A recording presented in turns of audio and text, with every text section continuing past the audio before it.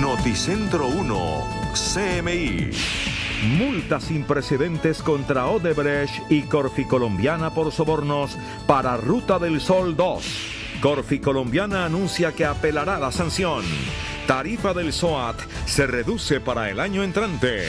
Otros 2 exmilitantes de las FARC asesinados. Van 249. Recompensa de 40 millones por autores de masacre en el sur de Bolívar. COVID. Bajan contagios y muertes, pero crecen hospitalizaciones. UCI con alta ocupación. Médicos piden que se declare alerta hospitalaria. Gobierno dicta decreto para agilizar trámites para llegada de vacunas. Fuerte temblor se sintió en casi todo el país esta tarde. No hubo víctimas ni daños. Biden denuncia obstáculos de Trump para su posesión. Estados Unidos tiene ya 19 millones de infectados. Organización Mundial de la Salud lanza grave advertencia al mundo. El Papa Francisco endurece control a los dineros del Vaticano. Ministro de Minas revela realidad sobre petróleo y gas en Pregunta Yamid. Con Claudia Palacios y Margarita Ortega. Buenas noches. La Superintendencia de Industria y Comercio impuso hoy multa sin precedentes a Odebrecht, Corficolombiana y Episol por haber violado el régimen de libre competencia y pagar millonarios sobornos para quedarse con el contrato para la construcción de la Ruta del Sol 2. El valor de la sanción asciende a 295.000 millones de pesos. El ente supervisor sancionó a Odebrecht, Corficolombiana y Episol con una multa de 295.000 millones de pesos por violar al régimen de libre competencia en la adjudicación del contrato de la Ruta del Sol 2. Este proceso se vio envuelto en un escándalo de corrupción por el pago de sobornos por parte del consorcio a funcionarios del gobierno. Precisamente el entonces viceministro de Transporte Gabriel García Morales actuó como delator, confesó su participación y aportó información determinante sobre el sistema anticompetitivo. Violaron el régimen de competencia por la prohibición general, que es haber entrado en acuerdos con el fin de defraudar la licitación pública de una obra, el tramo 2 de la Ruta del Sol, y la segunda, obviamente, por haber pagado unos sobornos, haber pagado unos dineros para la adjudicación. La superintendencia también multó a 5 directivos, entre ellos José Elías Melo, expresidente de Corficolombiana, por haber colaborado en el proceso. Entonces fue un sistema que constó en 2 fases, la primera ganarse el contrato y que se los adjudicaran, y el segundo que una vez adjudicado pudieran lograr las mayores adiciones posibles con el fin de ganar la mayor cantidad de dinero con esa obra pública. La entidad compulsó copias a la Fiscalía General, donde se evaluará la inhabilidad de las empresas para contratar con el Estado. Esperamos que con el traslado del expediente, si la Fiscalía decide adelantar también un caso penal en contra de Odebrecht, pues encuentre más responsabilidades para inhabilitarlos. A través de un comunicado, Corficolombiana sostiene que seguirá en defensa e irá hasta las últimas instancias. La decisión anunciada por el superintendente no se encuentra en firme, por lo que Corficolombiana y Episol continuarán defendiendo hasta las últimas instancias su posición legal, con el fin de demostrar su buen actuar y reputación en defensa de sus principios y valores construidos por más de 60 años. Por otro lado, se exoneró a la Junta Directiva del Grupo Aval de cualquier responsabilidad. La Superintendencia de Industria y Comercio puso fin a su investigación administrativa por prácticas restrictivas de la competencia en el proceso de licitación del tramo 2 de la Ruta del Sol. Una vez se interponga el recurso por parte de Corficolombiana, la superintendencia resolverá en los próximos 10 días. Y casi al mismo tiempo y por pena cumplida recuperaron la libertad 2 de los condenados por el escándalo de Odebrecht. El exviceministro de Transporte Gabriel García Morales es señalado por la Fiscalía de ser una de las personas que recibió más de $6 millones por parte de la multinacional Odebrecht para gestionar proyectos de infraestructura, incluida la Ruta del Sol Sector 2. Morales llegó a un acuerdo con las autoridades para aceptar cargos y declarar contra otros implicados en el escándalo, y tras la negociación fue condenado a 5 años de cárcel. Al cumplir 3/5 partes de su condena, un juez le concedió el beneficio de libertad condicional. También en los últimos días fue dejado en libertad el empresario Gabriel Dumar, quien es señalado de utilizar una empresa fachada para lavar dinero de la multinacional. Al igual que García, Dumar llegó a un acuerdo con la Fiscalía para pagar 4 años de cárcel y declarar contra otros implicados. Los 2 testigos del caso de Odebrecht tendrán que seguir colaborando para conservar los beneficios. En otras noticias, la Superintendencia Financiera anunció una reducción en las tarifas del seguro obligatorio de accidentes de tránsito SOAT para el próximo año. Esta es la circular de la Superintendencia Financiera de Colombia que establece las nuevas tarifas del seguro obligatorio de accidentes de tránsito SOAT para el 2021. Estas pólizas tendrán una reducción de 0,98% a partir del 1 de enero como consecuencia de la disminución en los índices de accidentalidad durante este año, esto debido al menor tráfico por cuenta de la pandemia. La medida se efectuará para las 36 categorías del parque automotor que circula por las vías del país. Por ejemplo, las tarifas para un vehículo de un cilindraje de 1.500 este año pagó en promedio 424.800 pesos, mientras el próximo año pagará una suma de 420.640 pesos. Cabe anotar que la evaluación de la superintendencia se dio sobre 8.1 millones de pólizas que representan más de 2 billones de pesos. En otros temas, otros 2 excombatientes de las FARC fueron asesinados, esta vez en el departamento de Bolívar, junto a una bebé de 14 meses, hija de uno de los integrantes del partido FARC. Con estos casos suman ya 249 los asesinatos de desmovilizados de ese grupo desde la firma del acuerdo de paz. Miguel Alonso, de 54 años, fue encontrado con varios impactos de bala en el municipio de Miranda, en Cauca. Rommel, como también era conocido dentro de las filas de las FARC, lideraba un proyecto productivo de ebanistería en esa región. Entre tanto, en la vereda La Honda del municipio de Montecristo, Bolívar, fue asesinada Rosa Emilia Mendoza Trujillo junto a su hija de 14 meses. Karen, como también se conocía dentro de las FARC, fue la fundadora de la Asociación de Vivienda Agraria y Ambiental del Sur de Bolívar. Su liderazgo era reconocido en la región. El partido FARC lamentó este nuevo asesinato, con el que asciende a 249 desde la firma del acuerdo de paz. Recordar que 4 años después de la firma del acuerdo de paz, nunca antes, ni siquiera en los momentos más difíciles de la confrontación, tuvimos tanta gente asesinada como ahorita en este tiempo. Los excombatientes le piden al presidente Iván Duque que en este 2021 que está por empezar se detenga el asesinato de excombatientes que en 2020 llega a 61. También es para reflexionar de cuáles pueden ser nuestras estrategias para luchar por la paz, por la justicia social y para transformar esta realidad que tenemos en nuestro país. El partido FARC le pidió a la comunidad internacional un seguimiento especial de esta ola de asesinatos. El ministro de Defensa, Carlos Holmes Trujillo, atribuyó al ELN la masacre de 5 personas cometida en el sur de Bolívar y ofreció una millonaria recompensa por la ubicación de los responsables. En Montecristo, sur de Bolívar, fueron asesinadas 5 personas de una misma familia, entre ellos un bebé de pocos meses. Otra de las víctimas de este hecho violento fue Rosa Mendoza, desmovilizada de las FARC, quien fue conocida en las filas de esa guerrilla como Karen Palmera y en la actualidad lideraba una asociación ambiental.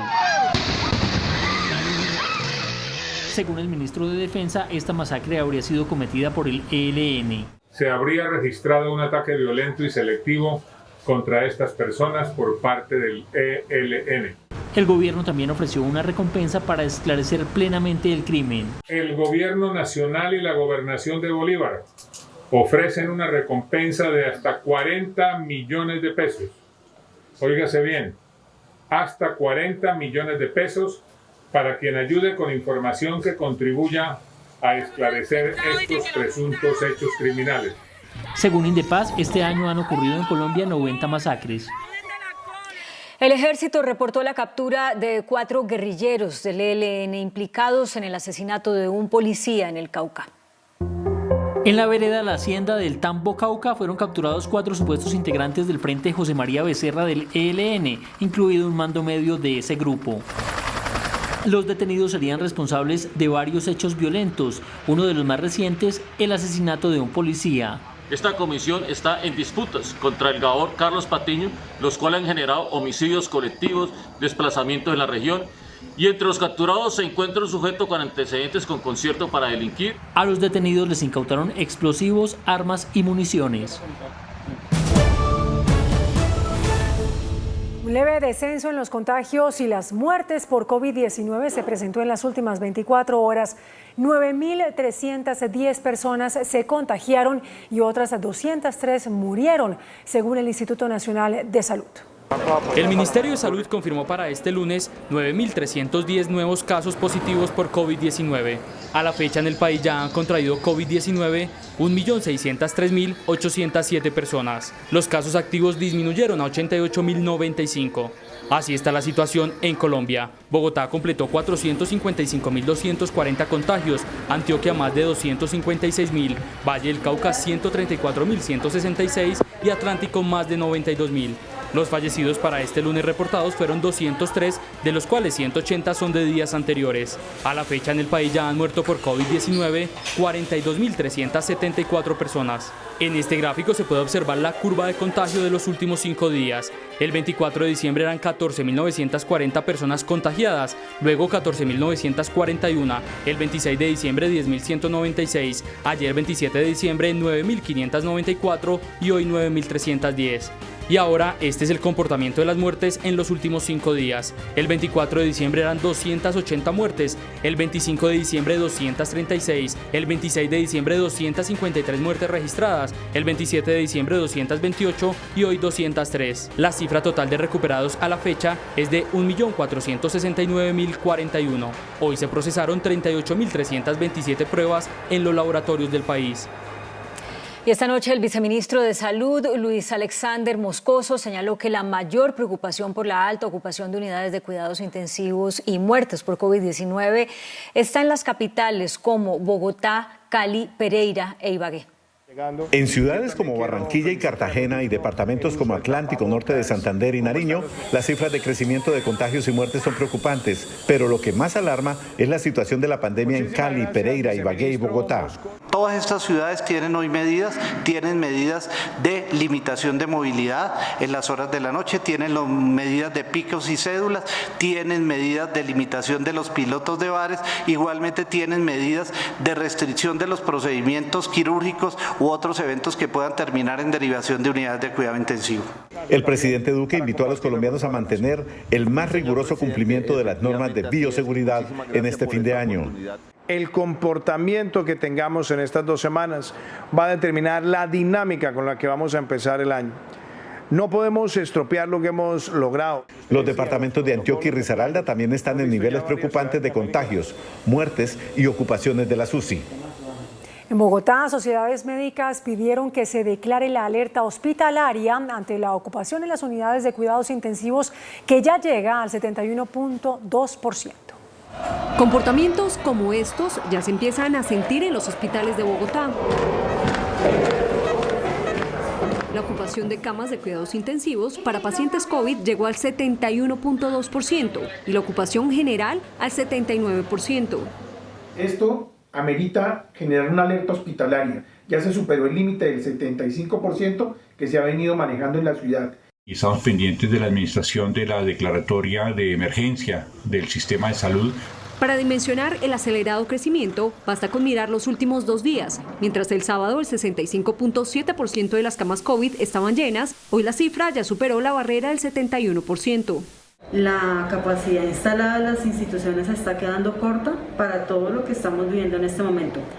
43 hospitales de la ciudad ya no tienen camas disponibles. Bogotá tiene apenas 482 camas vacías y está recibiendo pacientes de otras ciudades.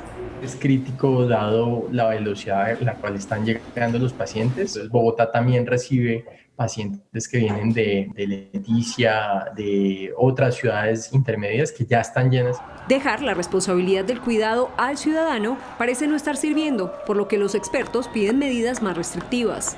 Hacer toque de queda para la noche de Año Nuevo.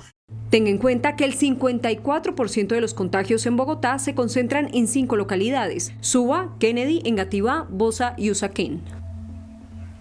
Pues de hecho, la alcaldesa de Bogotá, Claudia López, dijo que esta semana será la más difícil de enfrentar en la capital de la República respecto al COVID.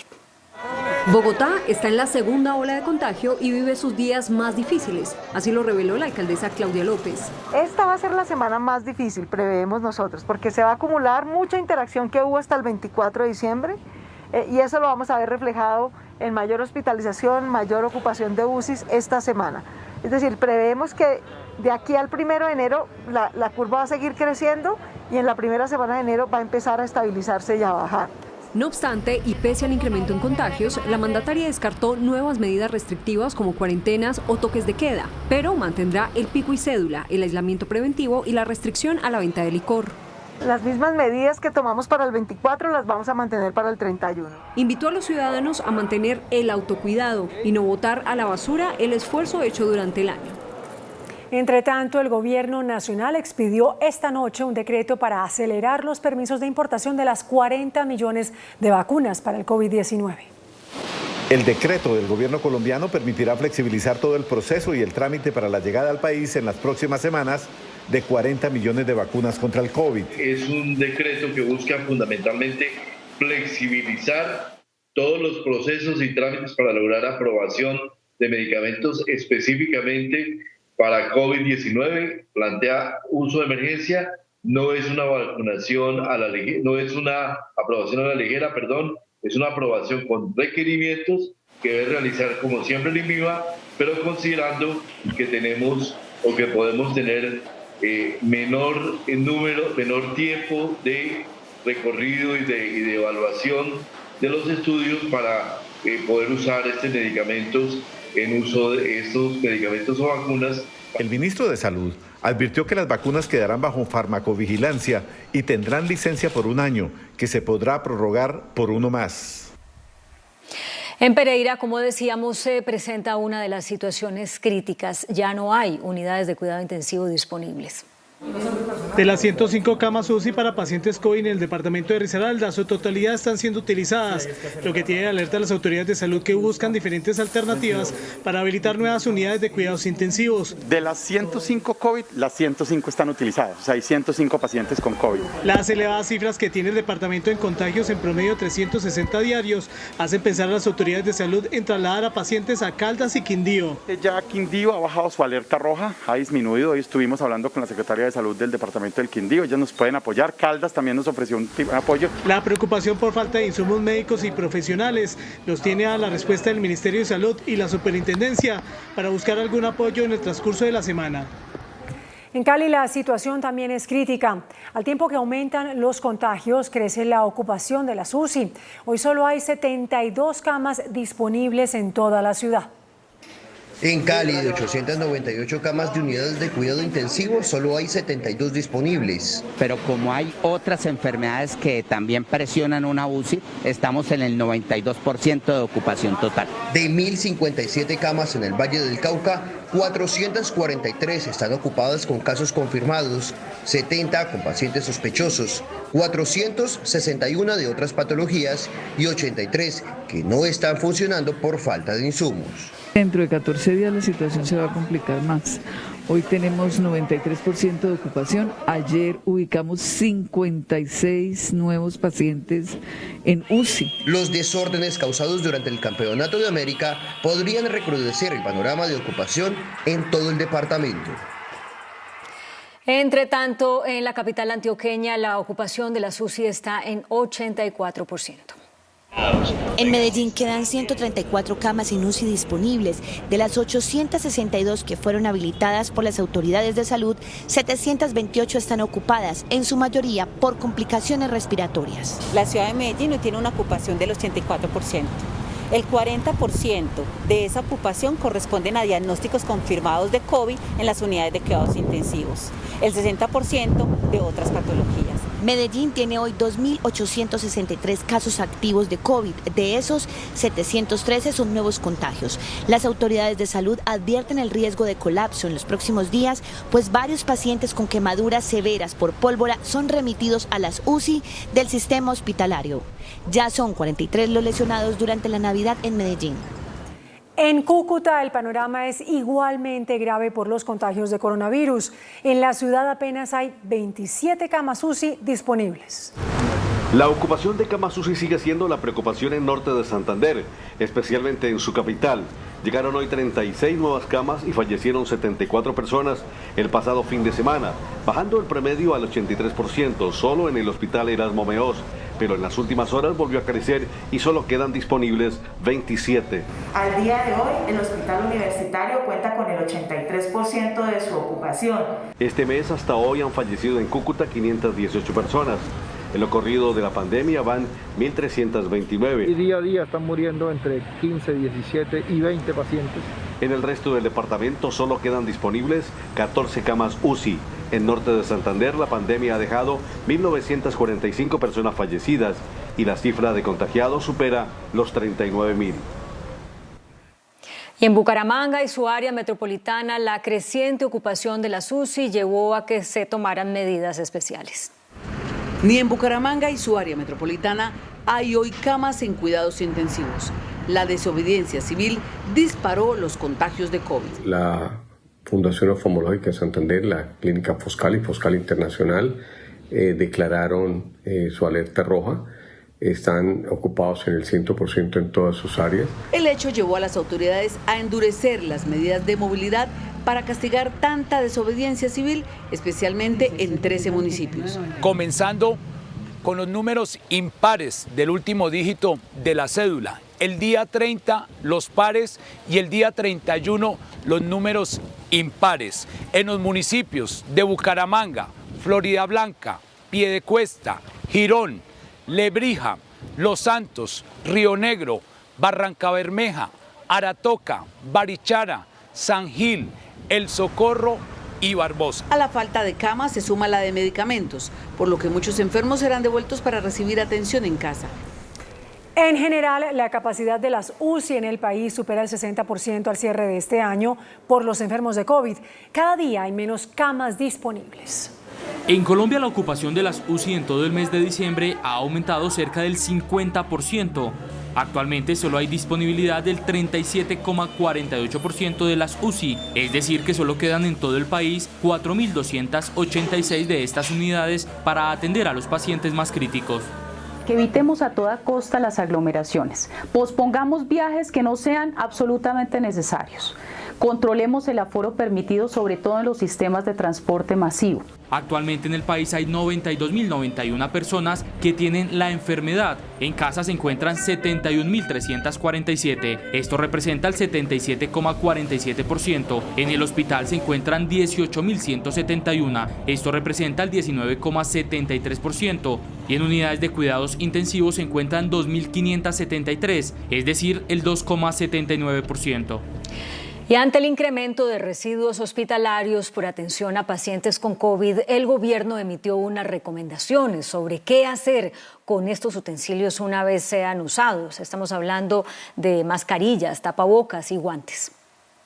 Según la OMS, cada enfermo de COVID-19 genera 2.2 kilos de residuos peligrosos al día. Tras este daño ambiental que están generando los desechos hospitalarios generados por el COVID-19 como tapabocas, mascarillas y recipientes prácticos, entre otros, el Ministerio de Salud emitió varias recomendaciones para el manejo de estos elementos. Debemos retirarlos, para el caso de los tapabocas, recogiéndolos de las tirillas, retirándolo. Si es desechable, debe disponerse en doble bolsa de color negro, de tal manera que esas dos bolsas se dispongan en una bolsa que esté o en un recipiente, una caneca que esté destinada para ese fin de disponer los tapabocas. Y es que según autoridades de salud, al año se generan 50.000 toneladas de desechos hospitalarios y esta proporción ha aumentado en un 30% por la pandemia. Los elementos de bioseguridad reutilizables, pues digamos, contribuyen de una manera a proteger la salud de las personas, pero también el bienestar de los animales, de la fauna silvestre, desde la disposición de los residuos en los rellenos sanitarios o donde se vayan a disponer. Organizaciones ambientales aseguran que el 75% de plásticos y desechos como mascarillas, tapabocas y guantes llegan al mar cada año. La Policía Fiscal y Aduanera reportó un incremento en las incautaciones de medicamentos y tapabocas de contrabando. Las incautaciones de contrabando en general crecieron en 2020. Sin embargo, la que más llamó la atención de las autoridades es el incremento del tráfico ilegal de medicamentos de alto costo. Creció en 41%, al pasar de 3.600 millones incautados en 2019 a 5.900 incautados en 2020. Los contrabandistas habrían aprovechado el déficit en el suministro de estos medicamentos por parte de algunas EPS que se concentraron más en la atención del coronavirus. También creció la incautación de tapabocas, casi 500%, al pasar de 133 millones en 2019 a 678 en 2020. También creció el contrabando de computadores por la alta demanda para el trabajo en casa. Las incautaciones aumentaron en 65%, al pasar de 897 millones en 2019 a 1.483 en 2020. Antes de hacer una pausa para comerciales, tenemos una información de última hora: la renuncia de la secretaria de Gobierno de Bogotá, Adriana Córdoba. Esta noche sorpresivamente presentó su renuncia la secretaria de Planeación de Bogotá, Adriana Córdoba, esposa del exalcalde Antanas Mocus. Adriana Córdoba se convierte en la primera baja en el gabinete de Claudia López. Córdoba presentó este lunes su renuncia a la Secretaría de Planeación. La funcionaria llevaba un año al frente de la entidad, periodo en el cual sacó adelante el plan de desarrollo, pero su mayor reto era el nuevo plan de ordenamiento territorial, proyecto que tendrá que asumir quien la suceda en el cargo. En el sonajero para reemplazarla está el nombre de María Mercedes Jaramillo, la actual directora de la empresa de renovación urbana. Este lunes, Adriana, esposa del exalcalde Antanas Mocus, habría oficializado su renuncia a la alcaldesa López a través de una carta en la que argumentó razones personales. La apuesta del distrito es agilizar el trámite del plan de ordenamiento territorial y llevarlo al Consejo de Bogotá en el mes de marzo. Un fuerte sismo sacudió esta tarde el suroccidente del país. Según el Servicio Geológico Colombiano, el epicentro se localizó a 30 kilómetros de profundidad en el mar Pacífico. Fue ubicado a 54 kilómetros de Buenaventura y tuvo una magnitud de 4,5 grados en la escala de Richter. La secretaria de Gestión del Riesgo del Valle del Cauca informó que aunque se sintió en varias regiones, no hubo emergencias y también descartó la alerta de posible tsunami. La Fiscalía reveló un informe en el que se indica que durante 2020 se registraron más de 295.000 hurtos en todo el país. De acuerdo con el reporte elaborado por la Fiscalía, este año la entidad recibió más de 295.000 denuncias por hurto y pese al elevado número de casos que representan en promedio 877 robos diarios, la cifra se redujo en relación al 2019 cuando hubo 412.000 casos, es decir, un 28% menos. El reto va a venir el año entrante y el reto para las nuevas autoridades, para las autoridades y para la nueva cúpula de la policía será la reformulación del Plan Nacional de Vigilancia Comunitaria por cuadrantes, como ya lo ha anunciado el nuevo director general de la Policía, el general Vargas, la flexibilización del plan cuadrantes para hacerle frente a un posible rebote de los indicadores de seguridad ciudadana. El único indicador en el que hubo un incremento es el de hurto de bicicletas. Este año se presentaron más de 13.000 casos, un promedio de 39 robos diarios y un aumento del 14% en relación a las cifras de 2019. En cuanto al robo de celulares, la Fiscalía reportó 63.000 denuncias, un promedio de 187 casos diarios. En el hurto de residencias se presentó una disminución del 26% y este año se registraron más de 25.000 casos. En cuanto al hurto de vehículos, se reportaron 8.100 casos y de motocicletas 22.579 denuncias por hurto de este tipo. A partir de este viernes, que es 1 de enero, cobros como los copagos de la CPS y las multas de tránsito no aumentarán según el incremento al salario mínimo, sino según la inflación. Así se lo dijo a Noticentro 1 CMI el ministro de Trabajo, Ángel Custodio Cabrera.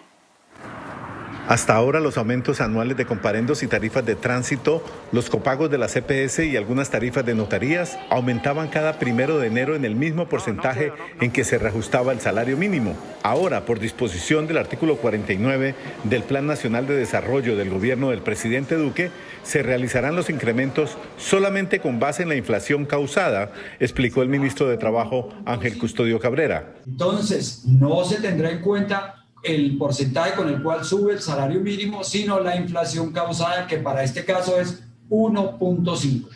Este es el primer paso que, según el gobierno, se da para desmontar los incrementos de tarifas, multas, tasas, cobros, sanciones y estampillas pegados al reajuste del salario mínimo.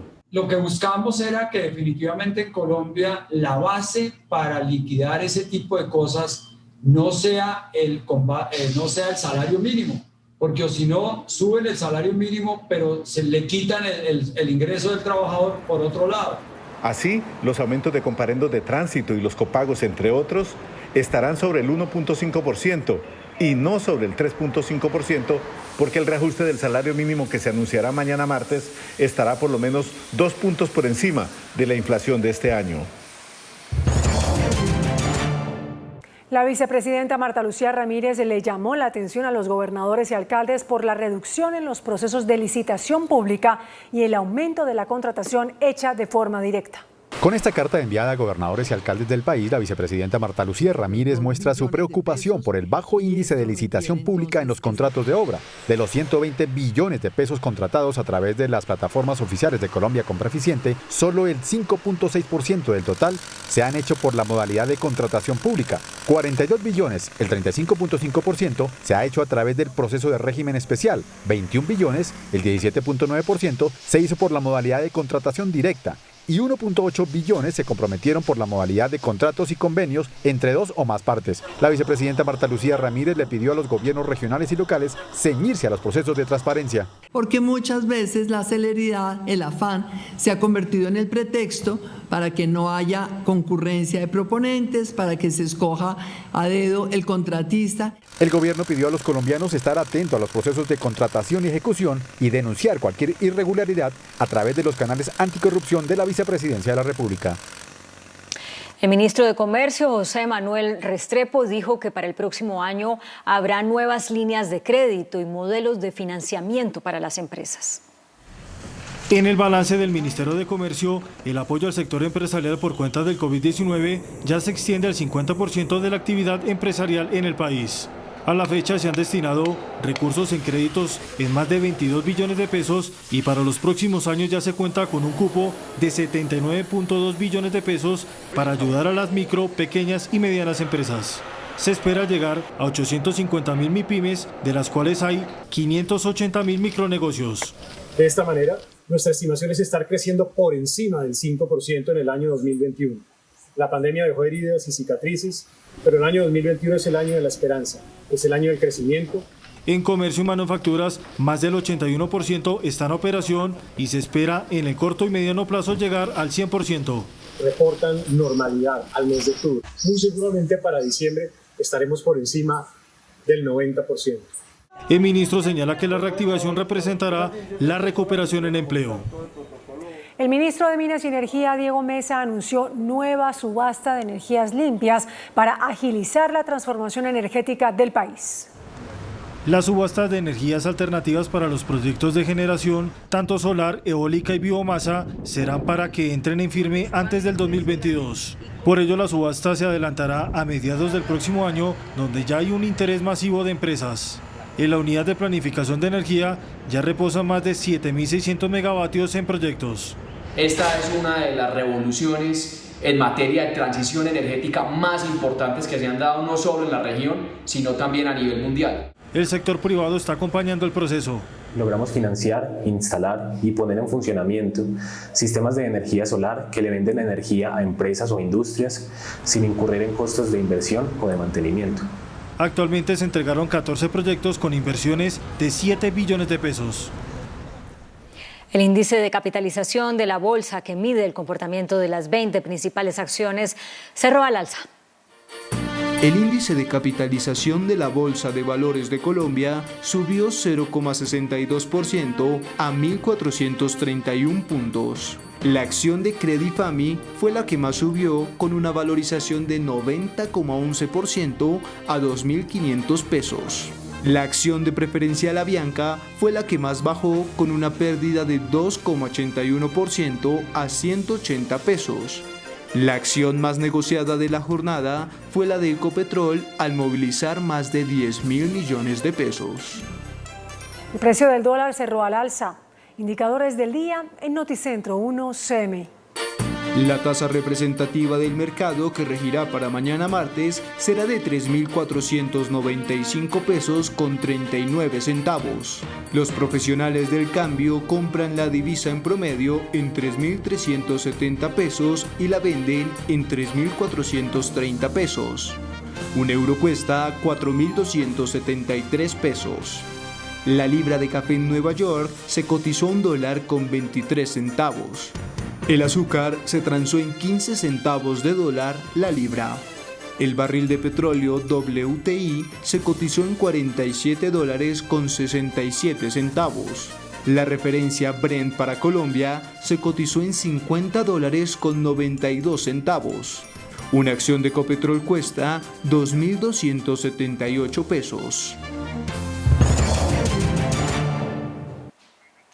El presidente electo de los Estados Unidos, Joe Biden, denunció obstáculos en el proceso de transferencia de poder por parte del gobierno del actual presidente Donald Trump. Dijo que importantes agencias de seguridad como el Pentágono fueron vaciadas tanto de personal como de moral. We have encountered roadblocks from the political leadership at the Department of Defense and the Office of Management and Budget. And the truth is, many of the agencies that are critical to our security have incurred enormous damage. Many of them have been hollowed out in personnel, capacity, and in morale.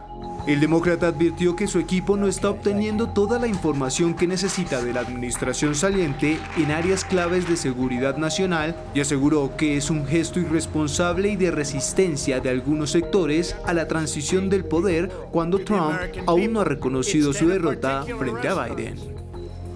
Estados Unidos superó los 19 millones de infectados por COVID-19. 1 de cada 1.000 ciudadanos del país norteamericano ha muerto por coronavirus y los expertos advierten que lo peor de la pandemia está aún por llegar.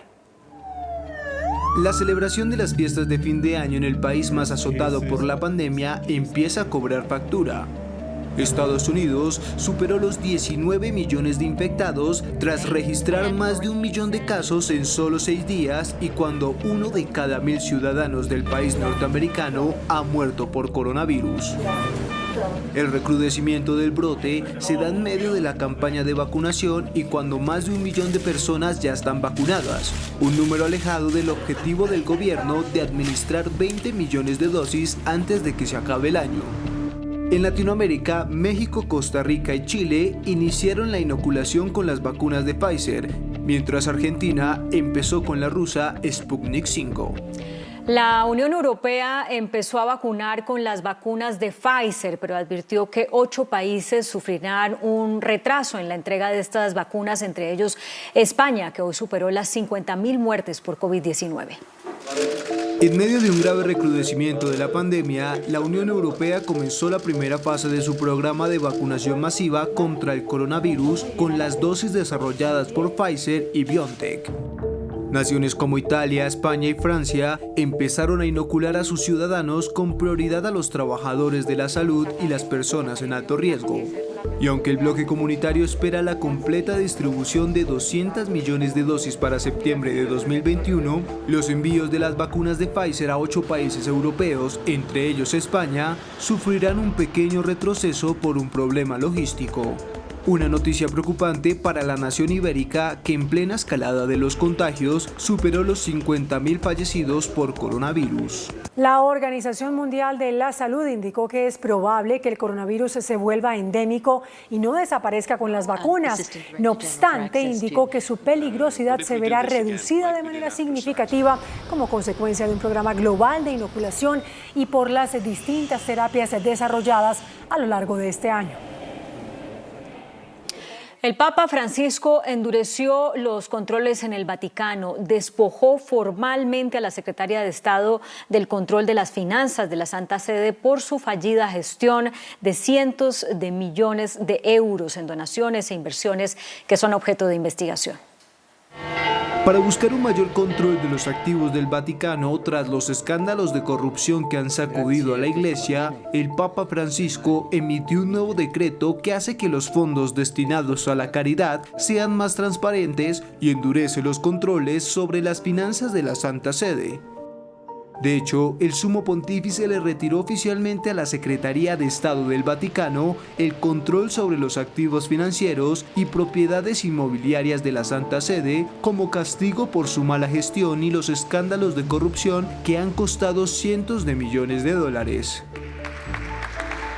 Ahora la Secretaría de Estado, considerada la parte más importante de la administración vaticana, deberá someterse a la supervisión de otras 2 oficinas y ya no gestionará fondos económicos.